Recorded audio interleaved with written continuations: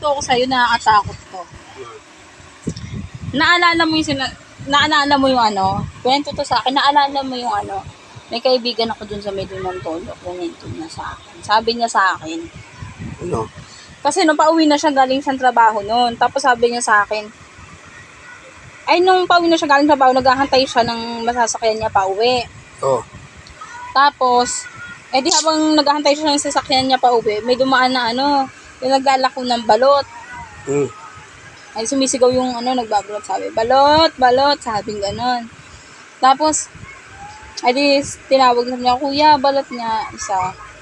Tapos sabi ng ano, ng nagtitinda ng balot, ay wala na pong balot, tsaka penny, ubos na. Tapos sabi ng babae, sabi ng babae, wala na pala, ubos na pala yung paninda mo, bakit nagtitinda ka pa, nag-ano ka pa, sumisigaw-sigaw ka pa ng balot penny, gano'n. Tapos sabi ng balot vendor, gusto mo bukas, dalhan na lang kita sa inyo, may libre pang isa, meron pang kasamang penoy, sabi ng ng balot vendor. Di syempre nagulat yung babae, sabi niya, talaga ba?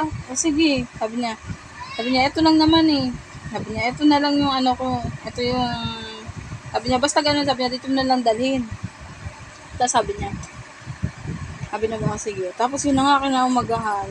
Gabi na. Mga alas 12 na ng gabi.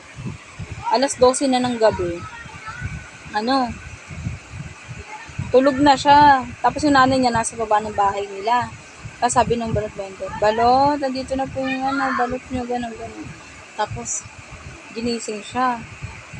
Sabi niya, ikaw pala yan, ganyan. May inabot na yung balot sa kanya. Tapos sabi niya, bumaba yung pagbukas niya ng pinto, inaantok-antok pa siya noon, kinuha niya yung balot. Tapos sige, ganyan, nakuha niya na yung balot. Tapos, pagkuha niya yung balot, pumasok na siya ng bahay, sabi niya sa nanay niya, ma, gusto mo yung balot? Di ko na makain to, antok na ako. Ngayon lang dinala ni kuya, gano'n yung babae.